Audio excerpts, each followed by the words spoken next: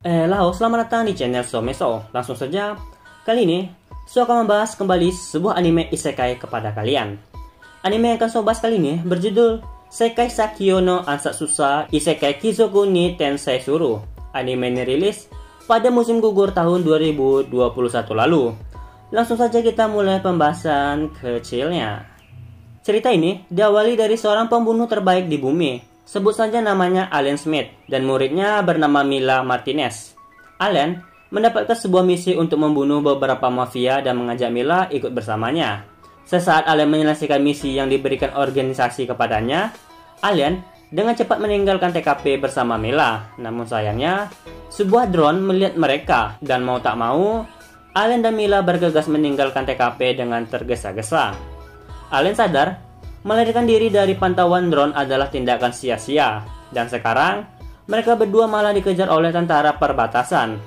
Allen mempunyai cara untuk melarikan diri dari pantauan drone dan para tentara, yaitu dengan cara melompat dari mobil yang melaju kencang. Allen menyuruh Mila untuk menggantung senjata api, kemudian memasang kabel di pelatuk dan mengikatnya pada tuas. Saat jalan bergelombang, benang secara otomatis tertarik dan senjata akan menembak dengan sendirinya. Mobil kemudian meledak dan mereka berdua dinyatakan mati.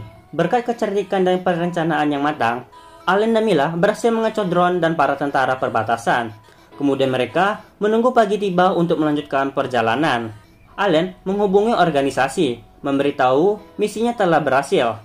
Organisasi mengucapkan selamat kepada Allen dan mengatakan Allen bisa pensiun dengan bahagia. Jadi, misi pembunuh mafia itu adalah misi terakhir Allen sebelum pensiun dari organisasi. Allen memutuskan untuk menikmati masa tuanya di negara Jepang, sekaligus membangun sebuah akademi pembunuh di sana. Mereka berdua mendapatkan 2 tiket menuju ke Jepang dan berangkat sekarang juga. Tidak lama setelah keberangkatan, pesawat kehilangan keseimbangan dan Allen menyadari apa yang sebenarnya terjadi di sini.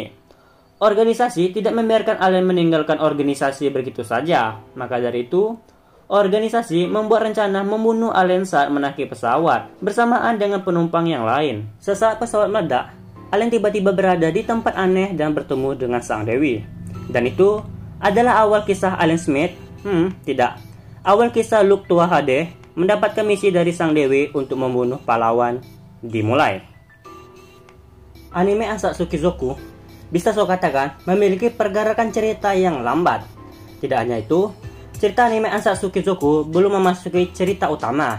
Anggap saja cerita ini seperti sebuah prolog yang mau memasuki bab pertama. Cerita anime Ansatsuki Zoku adalah cerita tentang perkembangan MC kita dari kecil hingga besar, mempelajari seni bunuh diri dari keluarganya, menciptakan sistem sihir baru bersama gurunya yaitu dia, menjadikan Tate sebagai tangan kanan, membuat nama keluarga baru sebagai samaran, mendapatkan bawahan baru yaitu Maha sebagai pengurus perdagangan, bahkan pertarungan melawan setan Ta juga. Entah kenapa saat So menontonnya, gimana bilangnya ya, nggak ada kesan membekas gitu.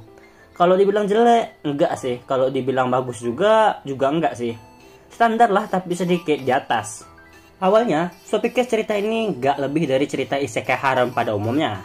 Tapi ternyata salah. Anime ini gak ada haremnya, So bisa jamin itu.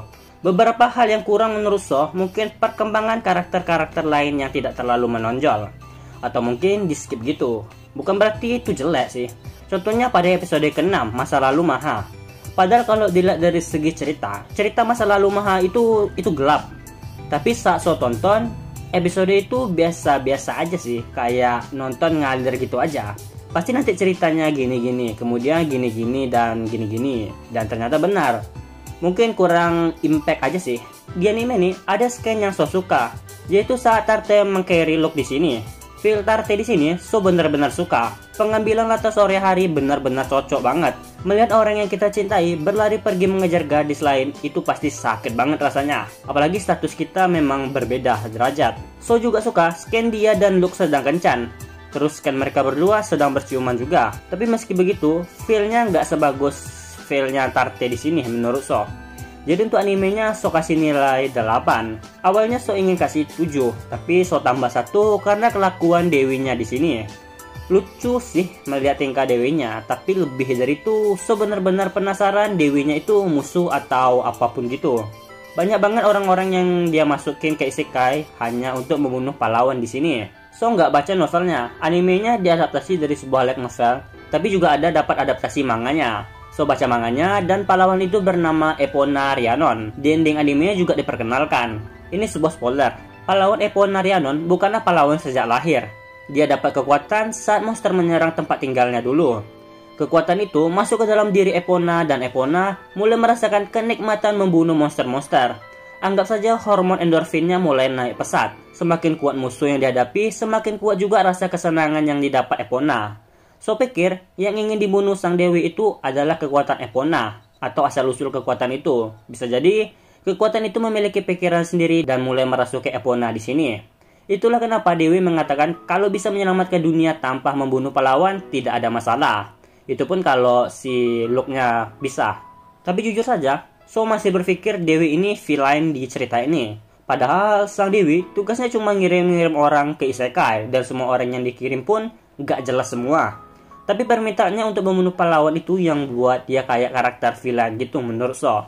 Dan untuk tema openingnya, lagunya biasa aja sih menurut So. Lebih dari itu, cover openingnya benar-benar bagus. Dari episode pertama hingga episode terakhir, So selalu perhatiin covernya. Covernya bagus So, serius nggak bohong. Background covernya hitam putih, kemudian dipadukan dengan warna lain yang nggak terang. Plus, desain grafiknya berbeda tiap scan. Ini yang buat covernya pasti mempunyai nilai estetika yang tinggi. Untuk tema openingnya, So kasih nilai 9. Dan untuk tema endingnya, lagunya bikin adem. Dan covernya, So pikir scan Tarte sama Maha juga bakalan ada. Tapi kayaknya didominasi dengan scannya dia. Tapi it's okay, So suka dia di sini. Untuk tema endingnya, So kasih nilai 7. Light novel Ansatsu Kizoku sudah sampai pada volume ke-6 yang telah rilis pada Februari tahun 2021 lalu. Ditulis oleh Rui Tsukiyo Sensei. Mungkin gak ada yang tahu. Rui Tsukiyo Sensei juga membuat light novel yang lain seperti Sono Osan Isekai Denisume Plaiwo Mankitsuchu. Kemudian Mau Sama no Machizukuri Saikyo no Dungion wa Kendai Toshi, Shijo Saikyo Orsan no Tanushi Tanetsuke Harem Zukuri, Chit Majutsu de Unmei wo Neji Fusure, Ayuki Hoitsu no Chouhetsu Majutsushi, Okashi Sokune no Nariagari, Kujo Gakuen Seito Kai wa Majiwaru, Elf Tensei Kara no Chit Kenkokuki, Slam Tensei Gaikenja Gayojo Elf ni Dakishi Merare Temasu, Ore no Heyagoto Isekai e Netto Amazon no Chikara de Musuo Suru, Isekai Saikyo no Daimao Tensei shi Bokensa ni Naru, dan terakhir Kaifuku Jutsushi no Yari Naoshi Sokushima Hoto Skill Copy no Choetsu Heo. Dari semua cerita isekai buatan Rui Sensei, pasti kalian cuma tahu satu doang. Termasuk Ansatsu Kizoku jadi 2. Sisanya ya. Anime Ansatsu Kizoku digarap oleh studio Serverlink dan studio Palate. So nggak bisa bilang studio Serverlink pelit kasih season 2-nya. Tunggu aja kabarnya beberapa tahun lagi. Baiklah, itu saja yang bisa saya sampaikan untuk anime Sekai Saikyo no Ansatsu Isekai Kizoku ni Tensei Shuru. Bagi kalian yang sudah menontonnya, bagaimana tanggapan kalian? Dan bagi yang belum menonton, tontonlah. Saya Someso, mau pamit undur diri dan kita akan bertemu di video selanjutnya. Bye-bye.